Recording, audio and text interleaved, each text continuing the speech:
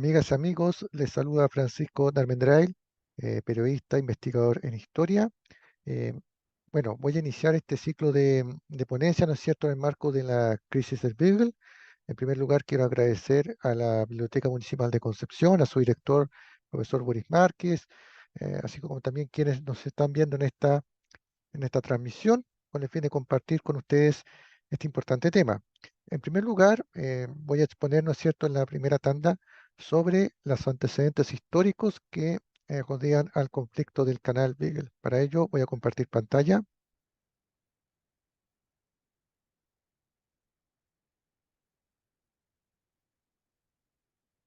Ahí estamos viendo la presentación. Bueno, es importante, antes de comenzar a hablar sobre el conflicto del Beagle propiamente tal, y lo que voy a abordar ahora es los contextos históricos. Aquí estamos viendo un mapa, ¿no es cierto?, actual de lo que es la zona del Beagle. Acá está el límite actual, ¿no es cierto?, que está en rojo, y está también la zona que era en disputa, ¿verdad? El límite de Argentina que pretendían, así como también la zona de conflicto que está en negro. Argentina-Chile, la isla Navarino, Picton, Nueva y Lennox por aquí, Puerto Williams, Puerto Navarino, que eran zonas estratégicas y que supuestamente iban a sufrir los embates de este conflicto en el año 78. Bien, como mencioné, es necesario primero efectuar un contexto histórico de lo que sucedió. Em, es importante mencionar que no solamente era un asunto binacional, ¿verdad?, sino que también podía haber involucrado a buena parte del continente sudamericano. Y los antecedentes que tenemos, al menos desde mi juicio, parten de la etapa colonial, ¿no es cierto?, cuando se establecieron los límites de la gobernación del Reino de Chile, que son fijados por la corona española, ¿verdad? Su génesis se dio con la llegada de Pedro Valdivia a nuestro territorio, que dio paso al proceso de conquista, y posteriormente, hacia el siglo XVIII, los gobiernos coloniales en América del Sur mantendrán la referencia que la Antártica, ¿cierto?, que todavía no había sido descubierta, pero se tenía nociones que existía este territorio, comprendía desde el arzobispado de Concepción hacia el sur. Esa era como la referencia que ellos tenían, ¿no es cierto? Lo que estaba mencionando recién, aquí estamos viendo acá un mapa de la época que da cuenta de cómo era la visión que tenía de la Capitanía General de Chile. El 29 de septiembre de 1554, por medio de una real cédula, se extendió su territorio más al sur del estrecho, en la zona denominada Terra Australis Ignota, que en el presente es el territorio del Antártico, o sea, al sur de lo que ustedes ven aquí en el mapa, en la zona austral. Ahora bien, hay que guardar el contexto histórico, la tecnología que había en ese minuto, que era imposible poder efectuar una expedición, por ejemplo, a la Terra Australis Ignota, ¿ya? Por lo tanto, se suponía que esa zona existía, pero además un dato importante, que este dato histórico iba a servir de base posteriormente para las reclamaciones de Chile en lo que es el territorio chileno antártico. Bien, eh, Chile logra su emancipación, ¿no es cierto?, en el proceso de independencia 1810, 1818. Posteriormente, Bernardo O'Higgins asume como director supremo y eh, una de las constituciones que promulga da cuenta por primera vez de los límites de Chile, ¿ya? Eso es muy importante destacar.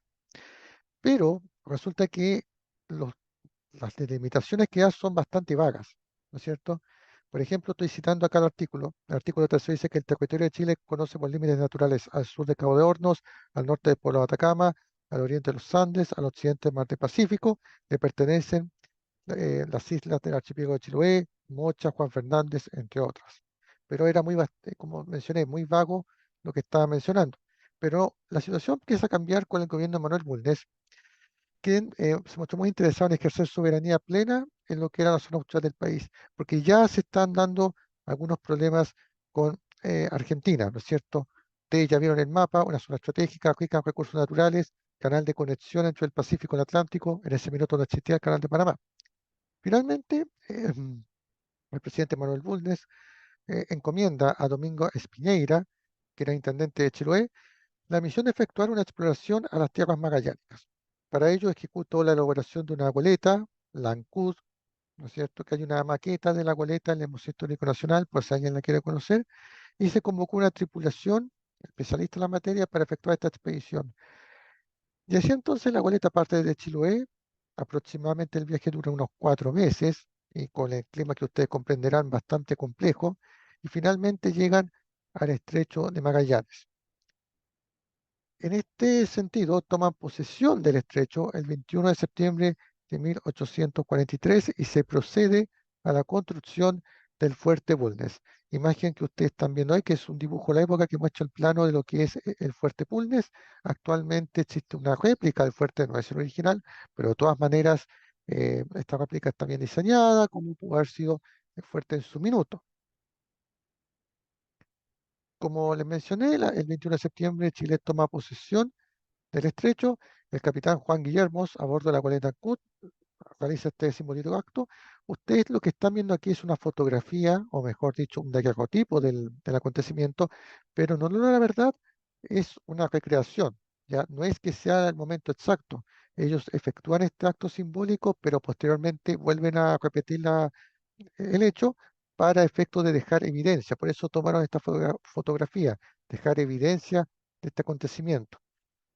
Ahora bien, lo curioso es que el 22 de septiembre, es decir, al día siguiente, unos buques franceses querían hacer lo mismo, querían tomar posesión del lugar, pero al ver que ya están los chilenos ahí, no les quedó otra que regresar, ¿no es cierto?, a Francia, porque ya Chile había tomado posesión de este importante lugar. Era fundamental por lo que ya hemos conversado, porque es un enclave estratégico, y Argentina, por otra parte, que está mirando de reojo lo que está sucediendo, inicia un proceso gradual de asentamiento sobre Tierra del Fuego. Y esto, sumado, como insistí, a la exploración del lugar, al hallazgo de recursos naturales, ¿no es cierto?, que pudieran servir para Chile o Argentina, comenzaron las primeras fricciones entre ambos estados. Y hay que considerar además que Chile, estamos en el periodo de los gobiernos conservadores, y poco a poco fue tomando peso el tema de la geopolítica, ¿no es cierto? De la importancia que tenía que Chile, por un lado, si bien legalmente estaba ejerciendo soberanía, pero la idea era que este ejercicio fuera efectivo, o sea, en este caso que hubiera asentamiento humano sobre los anecúmenes. Anecúmeno es un concepto en geografía que dice que es una zona compleja de habitar. Por lo tanto, era fundamental eso para, ¿no es cierto?, evitar algún problema y si es que llegase a haber uno, hacer valer nuestra soberanía. Y como mencioné, llevó a esto los primeros problemas con Argentina. Aquí lo que están viendo ustedes es un mapa de la época, ¿no es cierto?, que da cuenta cómo era el estrecho Magallanes. Este es un mapa, ¿no es cierto?, del capitán Philip Baker, que de los años 1832 más o menos, ¿ya? Y esto es importante porque nos da cuenta en esa época cómo era la visión del estrecho Magallanes, qué conocimiento había, ¿no es cierto? Aquí está Tierra del Fuego, no sé si pueden ver, estoy aquí marcando con la flecha, y esta fue la zona final en disputa. ¿Ya? Y así posiblemente también puede haber sido la geografía que encontraron los chilenos al momento de tomar posesión del estrecho. Y como mencioné, llegaron los primeros problemas entre Argentina y Chile. Para dirimir esto y no escalar la tensión, se firmó en Santiago de Chile el 30 de agosto de 1855 una especie de tratado en el cual de amistad de comercio. Era más un pacto comercial más que un tratado de límites, ¿ah? Por si acaso. Y contenía 41 artículos, que lo que destaca el tratado que permitía una paz estable entre ambos estados, intercambio comercial entre los buques y cargamento y puertos, entre otros. El artículo primero señalaba que habrá una paz inalterable y amistad perpetua entre ambos estados, entre ambos gobiernos, sin excepciones, sin discriminación. Y uno de los artículos interesantes es que ambas partes, contratantes, por eso lo que mencioné, más que un tratado de límites, era más bien un tratado comercial, reconocen como límites de sus territorios los que poseían como tales al tiempo de separarse de la dominación española. Aquí primaba el concepto de utiposidetis, o sea, mantener los límites que estaban en las gobernaciones en la colonia. Pero el problema es que los límites que estaban establecidos eran bastante vagos, no eran claros. Por lo tanto, este tratado, que se suponía iba a solucionar, dirimir de cierta forma los conflictos que pudieran suceder, finalmente lo único que hace es complicar más la situación, porque Chile y Argentina estaban creciendo, poco a poco iban llegando más asentamientos humanos, Chile estaba progresando económicamente, pero aparte de todo eso, a inicio de la década del 70, la situación internacional se fue complejizando para Chile. Lo que le estaba mencionando recién, el principio de uti possidetis, que respetaría los límites establecidos por la corona española. Y eso es muy importante lo que hice al final, lo que puse, reiterando que no era totalmente conocida la geografía del sector, por lo tanto, cuando se fijaba el límite o se hacían estos tratados, lo hacían literalmente a ciegas, no existía todavía un conocimiento acabado. Y esto fue aumentando y escalando. El año 1879, Chile, ¿no es cierto?, se ve involucrado en la Guerra del Pacífico contra Perú y Bolivia, y Argentina estaba siendo tentado para sumarse a esta alianza contra Chile, lo que habría sido catastrófico, ¿no es cierto?, para los intereses del país. Por otro lado, hay que considerar que estaba el problema de la Patagonia. Por lo tanto, Chile no podía verse involucrado en un nuevo conflicto con Argentina. Ya a inicio de la década del 70 existía una alta tensión, tanto así que Chile había ordenado la construcción de dos blindados gemelos, que era el Cochrane y el Blanco Encalada. De hecho, cuando la situación con Argentina estuvo bastante álgida, ordenan desde Gran Bretaña traer los buques, aunque estuvieran a medio terminar, y para disuadir. Era una medida disuasiva contra los argentinos.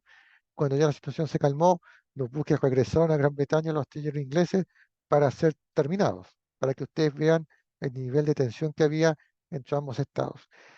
Y esto se agudizó cuando comenzó la guerra al Pacífico, y como mencioné, Chile no podía tener tres países enfrente, ¿no es cierto? Por lo tanto, se tuvo que negociar, tuvo que aplicar la diplomacia.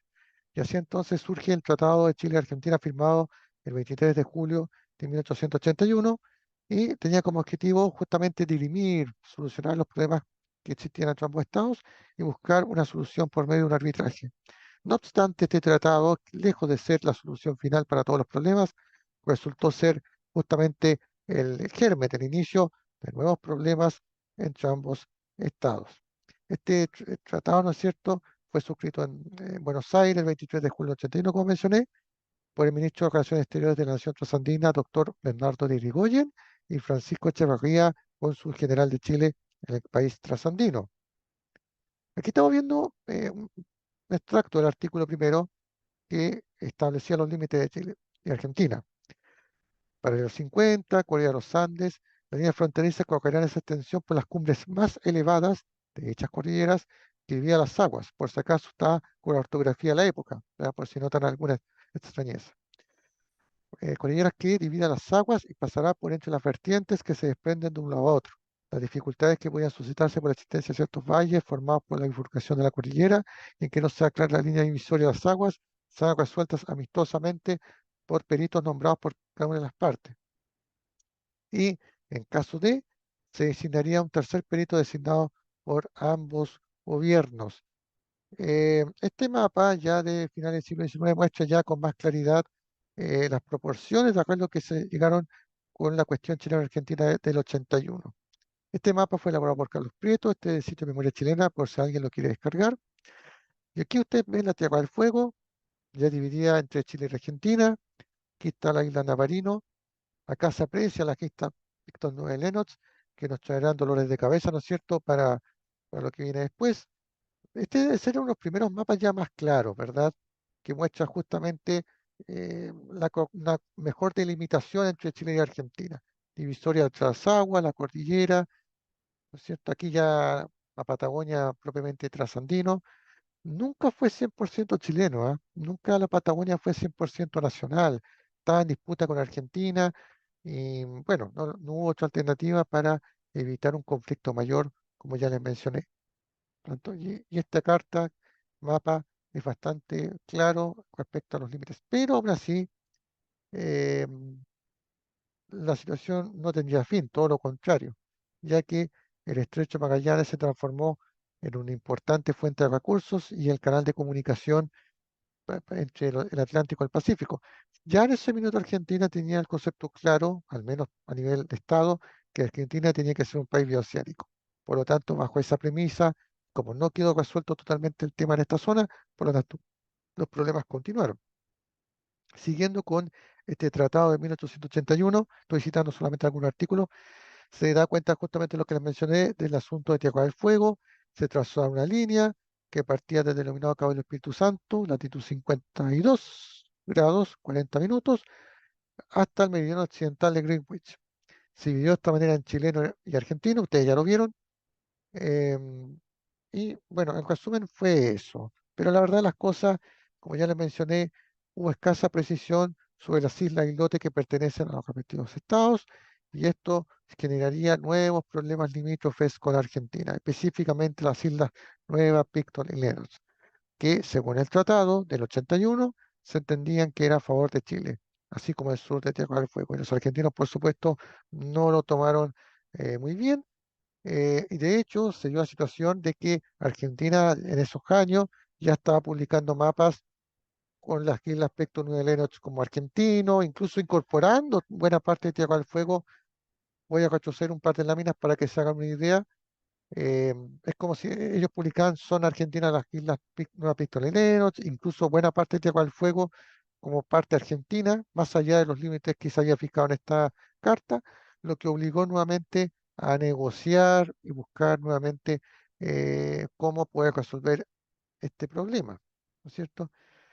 Fue así que se firmó un nuevo tratado general que está de arbitraje, conocido como los Pactos de Mayo. Estos Pactos de Mayo se firmaron en Santiago de Chile el 28 de mayo de 1902 y entrando en vigencia 10 años más tarde. Y su finalidad, como ustedes ven, era destrabar por medios pacíficos los potenciales diferendos que se podían dar entre ambos estados. Ahí ustedes ven la fotografía de los ministros que suscribieron este acuerdo: José Antonio Teaco en Argentina, José Francisco Vergara representando a Chile. ¿Ya? Y aquí vemos al presidente Germán Riesco, que tuvo una importante labor en esta materia. Veamos un poco los artículos. Yo muestro los artículos porque justamente nos permiten entender qué es lo que suscribieron y por qué se originaron los problemas que estamos abordando.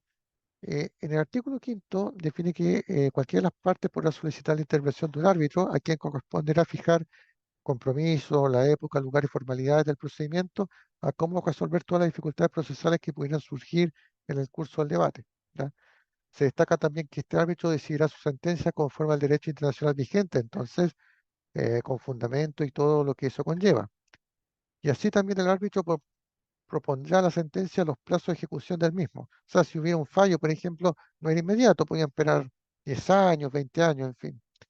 Y, muy importante esto último, que solamente queda a criterio de las partes el cumplimiento del mismo. O sea, no tiene un carácter vinculante y que es un pacto de caballeros, si se puede decir.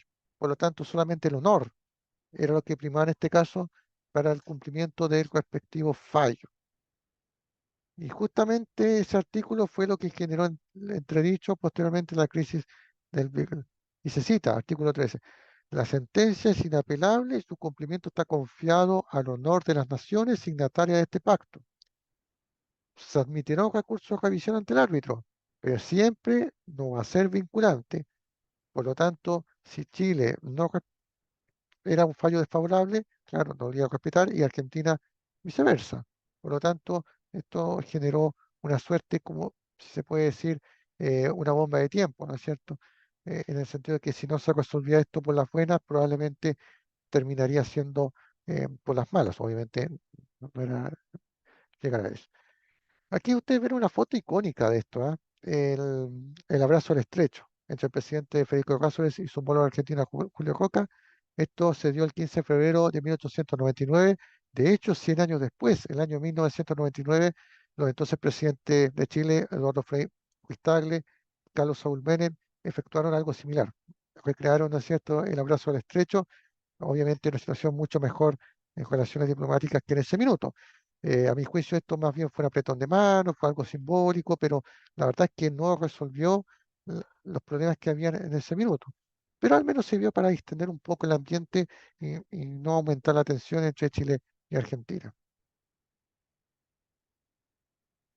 Bueno, ha inicio del siglo XX sea una serie de episodios, algunos incidentes, algunos menores, pero no por eso menos importantes. Pero quizás el primer gran incidente del siglo XX que se da entre Chile y Argentina es el incidente del Slot Snipe.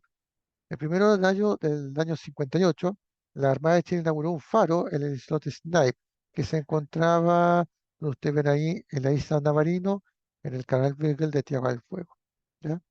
Para que se hagan una idea. Ahí, no, no sé si lo pueden ver, pero está ubicado ahí. Una zona estratégica, como ven.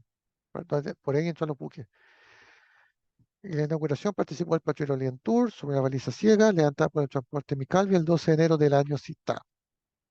Y esto lo conocemos gracias a la bitácora del capitán Hugo Alsina Calderón.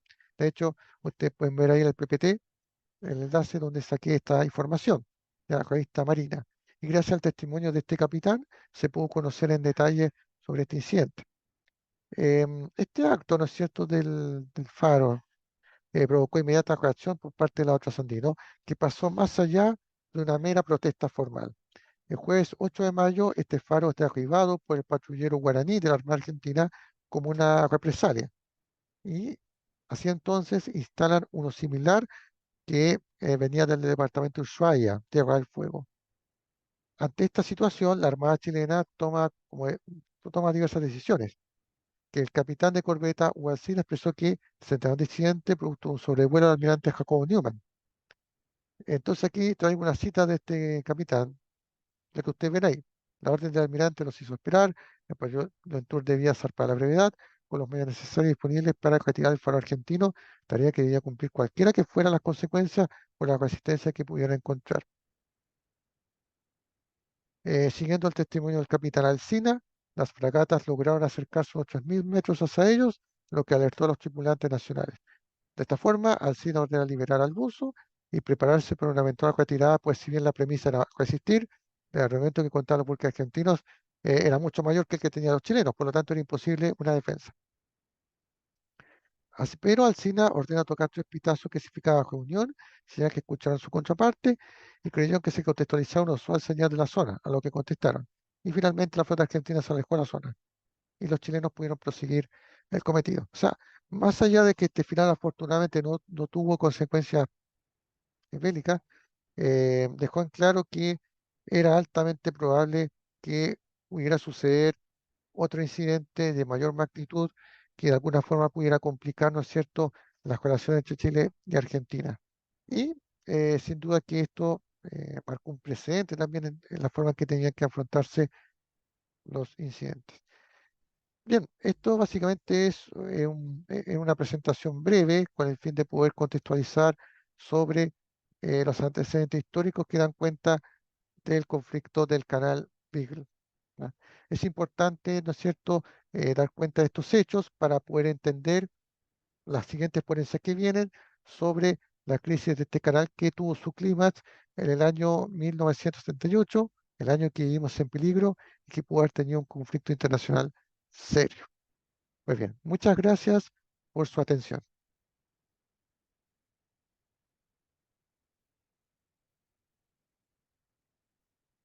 Bueno, muchas gracias por la presentación y sobre todo por el privilegio de participar en este seminario que recuerda 45 años de la crisis del canal Beagle. Vamos a presentar mi ponencia que lleva por título La movilización secreta de 1978 del regimiento Chacabuco desde Concepción a Tierra del Fuego. Y quiero en primer lugar partir con una imagen que recuerda que precisamente hace 45 años atrás, en la Navidad de 1978, muchas familias chilenas, faltó un padre, faltó un hermano, faltó un hijo. ¿Y dónde se encontraban ellos? En la frontera con Argentina. Muchos de estos hombres pasaron su Navidad en una trinchera, en su puesto de combate, preparándose para lo que pudiera ocurrir. Como historiadores, y Francisco Sánchez, ¿verdad?, ha realizado varios estudios sobre este tema. La crisis de 1978 es un particular desafío, ya que los historiadores trabajamos con fuentes, mucho de la documentación es secreta o más bien son especulaciones sobre planes de combate. No existen, digamos, como la certeza o los planos físicos, ya la prensa tampoco contribuye, ya que precisamente por su carácter secreto no existió publicidad sobre estos movimientos de tropas, Por tanto, lo único que nos queda como fuente es la fuente oral. Una fuente que, por cierto, puede ser catalogada de más subjetiva, sin embargo, tiene la particularidad de ser tremendamente identitaria. Y esto se reproduce precisamente con un gran valor dentro de las agrupaciones de veteranos de 1978, como he tenido el gusto de conversar con muchos de ellos en, en la zona de Punta Arenas. eh, Hace también que este tipo de historia sea mucho más humana, más cercana a las emociones, a los sentimientos que vivieron estos hombres en una situación tan compleja como fue una crisis que tuvo al punto de convertirse en una guerra. Vamos a hablar de el regimiento Chacabuco. Para los que son de Concepción, esta imagen, ¿verdad?, pertenece a lo que era el último cuartel que tuvo en la calle Don Bosco. Actualmente el regimiento Chacabuco tiene otra ubicación en calle Collao, y inicialmente cuando llega el Chacabuco a Concepción se sitúa en el barrio Estación. Pero era en este lugar, ¿verdad?, donde se encontraba el regimiento, ya que, por cierto, no fue la única unidad de Concepción que se movilizó, también lo hizo el regimiento Silva Arenal. Pero para este estudio vamos fundamentalmente a referirnos a lo que fue esta unidad. El inicio del año 1978, según los comentarios y testimonios de los soldados veteranos del año 78 del Chacabuco, comenzó con una gran preparación e incertidumbre. Incertidumbre porque por los temas internacionales, de conflictos con los países vecinos, se sabía que existían problemas en la zona norte, pero poco a poco la situación fue variando y ya se escuchaba que el regimiento iba a ser movilizado al sur. Los contingentes militares que fueron en el servicio militar reclutado se entrenaban fundamentalmente en la zona de Florida, en la zona de Punta de Parra. El personal que concurre a este servicio militar generalmente es aledaño a la zona de la región del Biobío, donde actualmente me encuentro conversando con ustedes. Por tanto, zona de Lota, Coronel, de Lirquén, en ya, o de sectores, ¿verdad?, cercanos que se caracterizan por ser de origen minero o campesino, personas muy esforzadas y muy dadas también a soportar el sacrificio y la inclemencia también y la dureza, ¿verdad?, de lo que va a ser la situación en el clima magallánico. El 11 de septiembre de 1978 se inició el primer despliegue de tropas desde la ciudad de Concepción a la ciudad de Punta Arenas. A las 22 horas llegaron a Carril Sur vestidos de civil, ya la primera compañía de fusileros, 137 efectivos, al mando del teniente Ricardo Ortega Prado, más una sección de antiblindaje y una sección de morteros.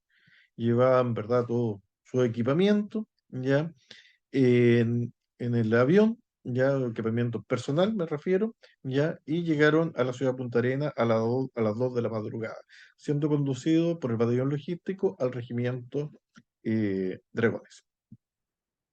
Ahí vemos algún material, ¿verdad?, de la época, como los jeep antiblindaje y las ametralladoras Rheinmetall MG-42. Bueno, en la ciudad de Punta Arenas, este primer contingente va a vivir lo que es la fiesta patria, y posteriormente a eso, el 21 de septiembre, le llega la orden de dirigirse al sector de Tres Puntas, donde desembarcarían en la barcaza de la Armada Helicura, donde cruzarían el estrecho de Magallanes con destino a la ciudad de Porvenir, donde se encuentra situado el regimiento Caupolicán. En esta ciudad permanecerían un día y ya el día 23 de septiembre estarían en la localidad de Manantiales, lugar donde se fijaría la posición del régimen del batallón Chacabuco. El segundo contingente va a partir precisamente ese día, el 23 de septiembre, ya también vía aérea desde Carga Sur, en este caso la segunda compañía de fusileros al mando del teniente Mario Hernán Sierra Silva, y una sección de morteros de 120 milímetros es desplazada entonces hacia el sector sur. Y luego el tercer y cuarto movimiento de tropas va a tener un giro, va a ser trasladado por vía marítima. Los soldados llegarán al Molo 500, la base de Talcahuano, y serán trasladados a Valparaíso, donde serán equipados con material de guerra, cañones, municiones, morteros, jeep y distintos pertrechos logísticos para distribuirlos en la zona sur. Ahí tenemos, por ejemplo, la Marcasa Malwe, que realizó, ¿verdad?, esta operación. Bueno, en Manantiales entonces, en la zona de Tierra del Fuego, será donde comienza esta odisea. El regimiento comienza a preparar el terreno, la preparación de fosos, trincheras, como vemos ahí, ¿verdad? Una imagen de el subteniente Jorge Sanz saliendo, ¿verdad? De una de estas fortificaciones.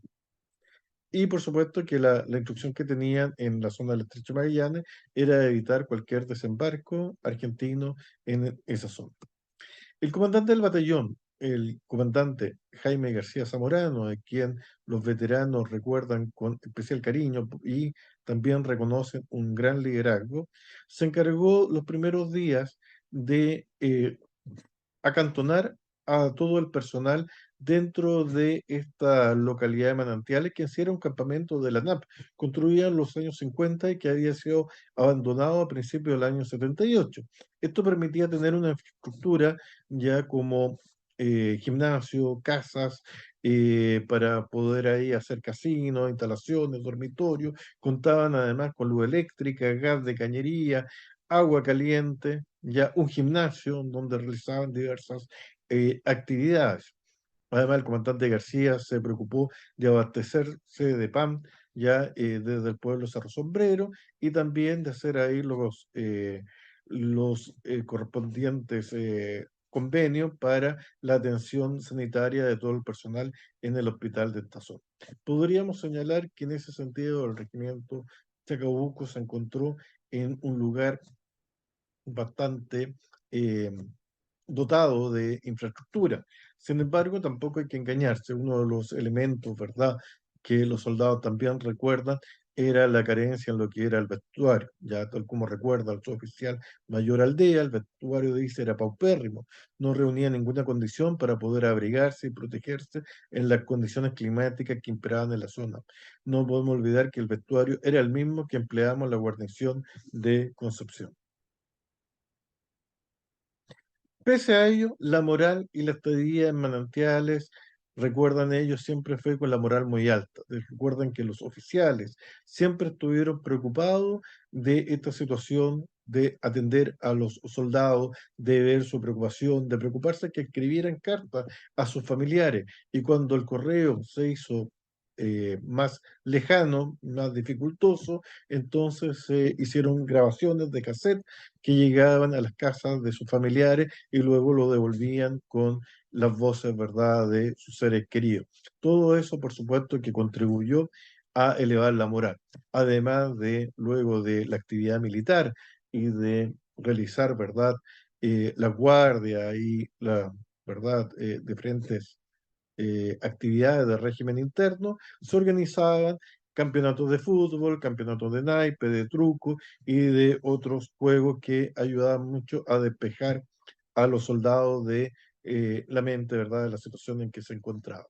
Muchos recuerdan esto, precisamente lo que eran los circos de campaña que se organizaban en el gimnasio, donde se celebraban los cumpleaños, donde se realizaban concursos de canto, de coro, ya de himnos militares, de distintos dotes artísticos que ahí aparecieron para brindar un show para entretener al resto de los soldados. Eso lo recuerdan que fue una actividad que contribuyó mucho a mantener la moral en alto de los soldados del Chacabuco. De hecho, eso fue destacado por las máximas autoridades en la zona. El general Neo Flody, a cargo de la quinta división de ejército, precisamente visitaba constantemente a los soldados que se encontraban en el frente, entre ellos al batallón Chacabuco, y siempre destacó que era una unidad que se encontraba con una muy alta moral.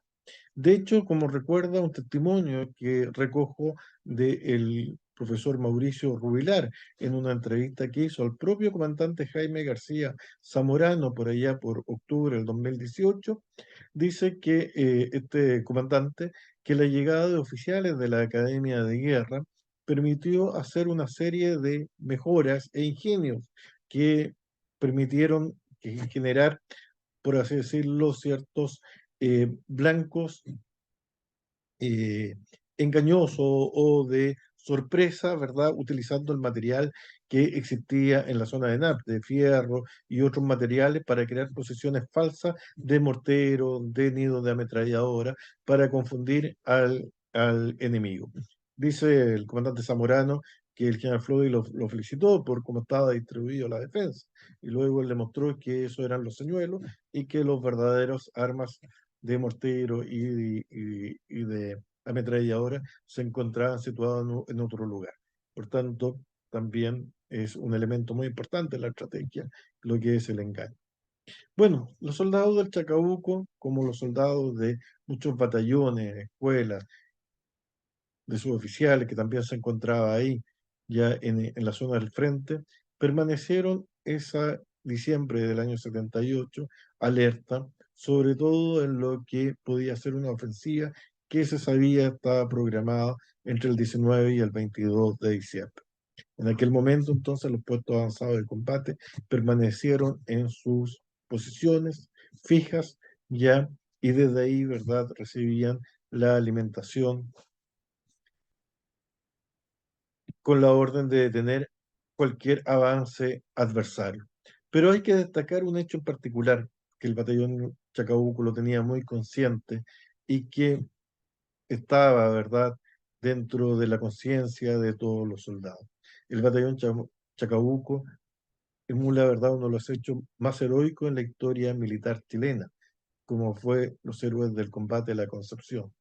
De hecho, el combate de la Concepción, el 9 y 10 de julio, es, en el contexto de la guerra del Pacífico, es el día elegido para honrar a la bandera nacional y es el día donde los soldados, dragoneantes, cadetes y oficiales y suboficiales juran a la bandera. Por tanto, tiene el valor simbólico que el Chacabuco, ¿verdad? Lo lleva, lo tiene presente, es parte de su etos, de su identidad, y en ese sentido todos los soldados que estaban ahí han señalado que estaban dispuestos a cumplir con ese juramento que hicieron ante Dios y ante la patria, de rendir su vida si fuese necesario.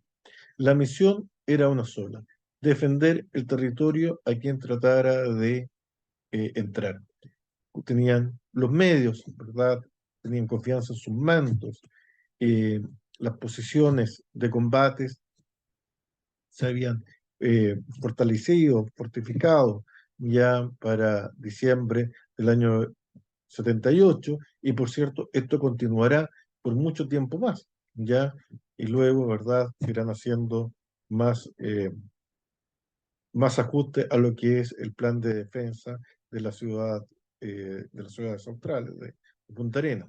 Pero en lo que coinciden los veteranos del año 78 es que ellos tenían la instrucción de, en caso de verse sobrepasado por el adversario o en caso de sobrevivir en la ofensiva adversaria y quedar aislado, ellos tenían la instrucción de pasar a la guerrilla.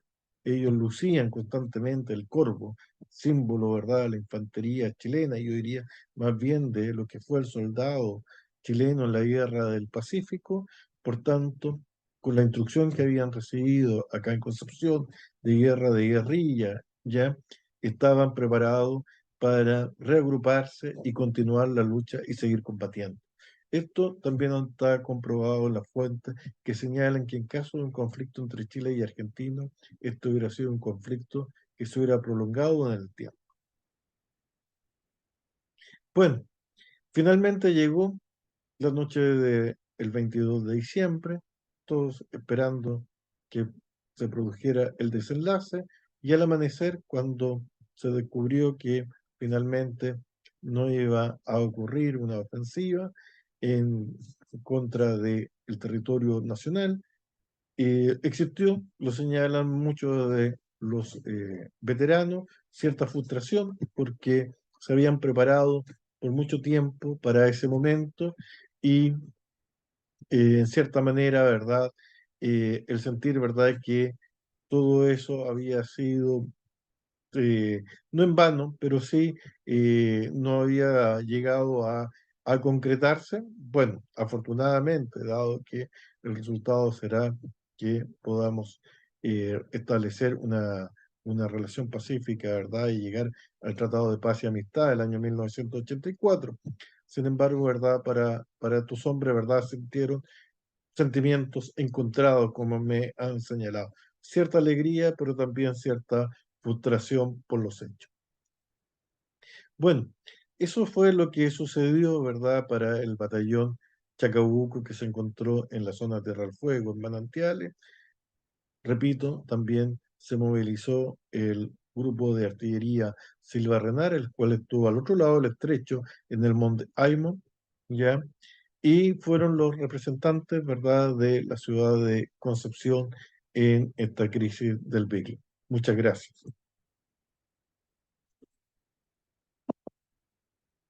Muy buenas tardes, muchas gracias al comité organizador por la invitación a participar de esta jornada. Este punto de encuentro con nuestra historia, 45 años de la crisis del Canal Beagle. Sin lugar a dudas, un punto de encuentro que apasiona, una movilización a nivel nacional que ha sido muy poco estudiada por el ámbito de la historia, también de las relaciones internacionales, y que sin lugar a dudas llama a acentuar los esfuerzos multidisciplinarios para comprender este proceso histórico desde una perspectiva distinta. Hoy en día todavía tenemos muchos de los protagonistas que fueron desplegados en este proceso a lo largo de todo Chile, aún vivos, aún con ganas de contar su experiencia, lo cual llama a esfuerzos metodológicos para registrar estas fuentes primarias para posteriormente, ojalá, ya en los vistos los 50 años de la movilización del conflicto del Beagle en 5 años más, poder ya empezar a elaborar una historia general que nos permita la comprensión de un proceso que sin lugar a dudas supera el año 1978. La controversia del Beagle, como todos saben y como ha sido ampliamente difundido, es parte de los intereses contrapuestos del Estado argentino por sobre el interés chileno, los cuales van dando a lo largo del siglo XX distintos momentos de crisis, entre ellos el incidente del Lotus Knife, Laguna del Desierto, y que de una u otra forma radicaron en la esperanza de que tras el anuncio del laudo definitivo en 1977 de Su Majestad Británica se terminara con una de las controversias más importantes que se mantenían en la época. Sin lugar a dudas, el anuncio del laudo y el contundente triunfo chileno desde el punto de vista diplomático no eran algo que esperaba Argentina. Las 3 tesis chilenas fueron ratificadas.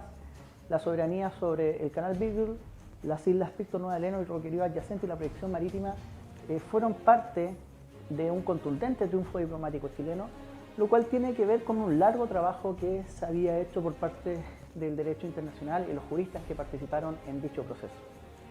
Desde el punto de vista militar, este proceso se inicia en 1977 tras el incidente de la isla de Save, en las Wollaston, es decir, estamos hablando de la zona del Cabo de Hornos, bastante en la zona austral, cuando en mayo de 1977 unidades de la Armada de Chile observan y constatan la construcción de un faro en el territorio chileno por parte del Estado argentino.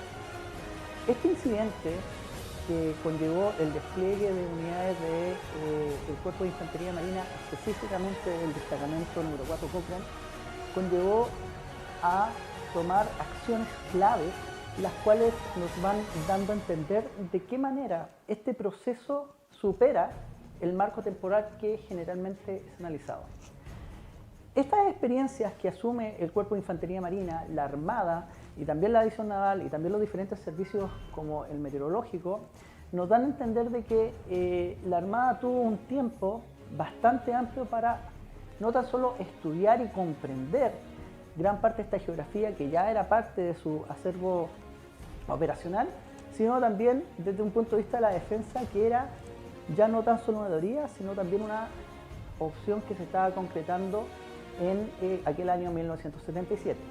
De esta manera, los diferentes testimonios que se han podido recopilar en los últimos años dan cuenta de un periodo de preparación bastante largo por parte de la Armada de Chile, específicamente de la Infantería Marina y en especial del destacamento de Infantería número 4 Cochrane, quien asume los primeros esfuerzos iniciales en el establecimiento de estudios de los diferentes campos de operaciones, establecimientos de fortificaciones, posiciones, artillamiento y de esta manera también lecciones aprendidas en la dura zona austral. Por lo tanto, 1977 es un año clave, donde la estrategia chilena, desde el punto de vista diplomático, trabaja en líneas paralelas. Por un lado, la diplomacia directa militar, por otro lado, la diplomacia entre los estados, y también el esperar el respeto o, de una u otra forma, el establecimiento de un estado que permita evitar un conflicto mucho mayor. La declaración de insanablemente nulo por parte de Argentina del laudo arbitral en febrero de 1978 tiene que ver con una estrategia diplomática. Argentina tenía que llevar a cabo la materialización del laudo arbitral, es decir, la sentencia. Por lo tanto, antes de que este plazo se cumpla, la declara insanablemente nulo. Este hecho conlleva a una situación de hipótesis que se había estado estudiando ya en el año 1977. En el Teatro de Operaciones Austral Conjunto se manejaba la tesis de qué pasaba si Argentina asumía la posición de declarar nulo el laudo, lo cual sucedió, pero también, por otra parte, qué sucedía si Argentina realizaba una campaña sistemática de acoso o de incidentes diplomáticos, incidentes limítrofes a lo largo del territorio nacional, lo cual también se iba dando. El ejemplo de la instalación del faro en Isla de Seyte nos da una clara señal de una larga estrategia argentina que vemos en el incidente Lotus Night en 1958, es decir, la instalación de señalización marítima como un acto de soberanía efectiva por parte de Argentina en ambos casos en territorio chileno, y por otro lado también la movilización de fuerzas militares a lo largo de la frontera en lo que va a ser no tan solo el Teatro de Operaciones Austral, sino también la zona norte, centro, sur, lo cual nos da a entender de que la movilización argentina se fue llevando en una forma planificada y que Chile fue paulatinamente reaccionando. Evidentemente, el año 1978 fue de intensas negociaciones, pero desde el punto de vista de despliegue militar y la movilización militar ya encontramos algunos puntos claves en el mes de marzo-abril, donde se empiezan a realizar los primeros despliegues sistemáticos tanto de fuerzas de infantería y marina, por un lado, como también unidades de ejército, también fuerza aérea, e información bastante importante que llega de los puertos de frontera de Carabineros de Chile. Carabineros de Chile cumple un rol bastante importante, no tan solo por tareas de seguridad, sino también porque son los que en las diferentes líneas de frontera van constatando y también verificando diferentes incidentes, los cuales en el año 1978 se van sumando en forma sistemática y que van marcando de una u otra forma momentos claves en nuestro desarrollo de este proceso de análisis. De esta manera nosotros nos encontramos ya en el año 1978, en el mes de abril-mayo, con una infantería de marina que está siendo ya desplegada con fortificaciones y con bastante experiencia en la zona del Teatro de Operaciones Austral, y por otro lado, unidades de ejército que empiezan a ser paulatinamente desplegadas, tanto en zonas de Pampa, donde se realizan los primeros estudios entre marzo y abril. Esto no quiere decir que el ejército no haya conocido el Teatro de Operaciones, sino que esto quiere decir que ya se empieza a asimilar una tesis de movilización, lo cual lleva a hacer análisis distintos, estableciendo un plan de guerra que hasta el momento tiene que realizar modificaciones. Esto uno lo puede ver en los diferentes testimonios plasmados en el libro Voces del Ejército de Chile, la crisis del Canal Beagle, donde se realizan diferentes exploraciones y también croquis de donde deberían haber, por ejemplo, zanjas de posiciones y establecimiento de las primera, segunda y tercera línea de resistencia. Por otro lado, la Armada de Chile comienza a establecer ya los sistemas de movilización, los cuales ya están completamente desplegados ya hace los meses de octubre. Específicamente en septiembre, el incidente en Puerto Natales, donde fuerzas argentinas ingresan al sector de Casas Viejas y Carabineros de Chile tiene que básicamente dar aviso al Regimiento de Caballería número 5 Lanceros de la presencia de efectivo argentino en movimiento de fuego, llevan a un momento de inflexión. ¿Por qué es tan importante este incidente de septiembre de 1978? Primero, es un hecho documentado, en donde fuerzas argentinas entran dentro de un despliegue militar. Por otro lado, el regimiento Lanceros, que ya iba al enfrentamiento, establece por su comandante, el coronel González, posteriormente general, una diplomacia militar directa con su par argentino, lo cual establece de que este no era un hecho establecido por el mando argentino, sino que había sido una disposición de un mando subalterno en el terreno. Por lo tanto, esto también nos da muestra de la tensión que los soldados argentinos estaban viviendo en el terreno y de esta forma los momentos de tensión que se estaban manifestando en la trinchera. El efecto que esto tiene a nivel de la Junta de Gobierno en acta secreta de ese mes nos da cuenta de que gracias a este incidente, sumado a otros antecedentes como la ayuda de material aéreo que entra del Callao vía La Paz, posteriormente Buenos Aires, la Junta de Gobierno chilena asume que el conflicto es una realidad que debe ser enfrentada bajo esa lógica.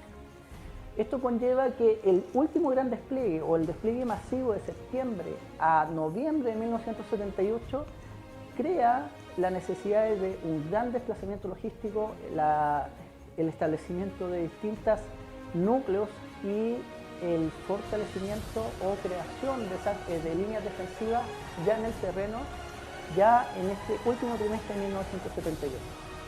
De esta manera, la Pampa Magallánica recibió diferentes unidades de ejército, entre ellos el Chacabuco, Andalien, Silva Renar, que fueron ocupando y estableciendo posiciones para un eventual conflicto a lo largo de Primera Angostura y también la zona norte del Estrecho de Magallanes. En Tierra del Fuego, por otro lado, el Caupolicán y el Regimiento Maipo, entre otros, tenían que establecer una línea defensiva en el territorio occidental, las cuales tenían que recibir eventualmente ante un enfrentamiento el despliegue de la Brigada de Infantería Marina que estaba en Isla Dawson para posteriormente hacer un contraataque en el sector oriental de Tierra del Fuego. Por lo tanto, tenemos que entender el conflicto o esta movilización como algo mucho mayor que las islas del Martillo propiamente tal, en donde la Infantería Marina y también la escuadra en la zona del Mar de Drake y Cabo de Hornos iba a tener un rol preponderante. Acá la defensa continental iba a tener una importante labor en la defensa de lo que iba a ser el Estrecho de Magallanes. Hoy en día, ya 45 años del conflicto, tenemos que comprender esto como un proceso mucho mayor, en donde la región de Magallanes enfrenta diferentes desafíos de la seguridad y en donde los vestigios que hoy en día están presentes, los cuales fueron establecidos en el año 77-78 y posteriormente fortificados con cúpulas de concreto y otro tipo de construcciones en los años posteriores, nos dan cuenta de un proceso que no culmina con la mediación papal o el anuncio de la mediación papal en el año 1978, en diciembre, y posteriormente con la firma del Tratado de Montevideo, el Pacto de Montevideo. De esta manera, esta es sin lugar a dudas la movilización más grande de las Fuerzas Armadas y de orden en toda su historia. El rol de Carabineros de Chile es fundamental, no tan solo por este rol de frontera e información que cumple a lo largo de todo el territorio nacional, sino también porque se suman a un despliegue mayor, cumpliendo labores de infantería, artillería, casos documentados en Isla Navarino, por ejemplo, Carabineros de Chile tuvo que cumplir labores de artilleros, fueron incluidos en labores de artilleros, algo absolutamente ajeno a sus roles de seguridad interior. Y también estuvieron a la par con los miembros del ejército y también cumpliendo labores logísticas. A 45 años de esta movilización tenemos que tener claro de que aún hay mucho que estudiar, hay mucho que analizar, hay perspectivas nuevas que tomar y tenemos que tomar en cuenta de que hay mucha fuente primaria, hay muchos veteranos de 1978 que todavía quiere contar su historia, que complementa un estudio mayor y que sin lugar a dudas tiene que tener su espacio. Por otro lado, hay que recuperar los diferentes cuerpos documentales que están circulando en diferentes archivos, cartas familiares, rincones militares, incluso navales, que guardan algunos elementos clave para poder conocer algunas fechas y algunos incidentes, fotografías que en la época estaban absolutamente prohibidas, pero que hoy en día se conocen, de personas que en el grado de marinero, cabos, soldados, sargentos, tuvieron ese olfato de que estaban viviendo un momento único en nuestra historia y que nos recuerda que la historia se tiene que entender desde el presente, pero no tenemos que caer en un anacronismo, no tenemos que caer en los juicios del presente para condenar lo que pasó al pasado. La historia no es un tribunal de justicia, pero sí es un proceso científicamente elaborado que nos permite conocer el hombre en el tiempo, su quehacer en la libertad, y por lo tanto nos sirve de ejemplo para comprender a aquellos hombres y también mujeres que fueron desplegados en estas tareas de defensa. Nos dan hasta el día de hoy una lección de cómo en momentos de crisis somos convocados por la patria y muchos fueron y estuvieron dispuestos a defenderla a pesar de la carencia material y las difíciles condiciones meteorológicas que se vivían en la época. Agradezco a la organización, especialmente a quienes hicieron esto posible y que hoy en día podamos seguir viendo la historia en este punto de encuentro a 45 años de la crisis del Canal Beagle. Muchas gracias.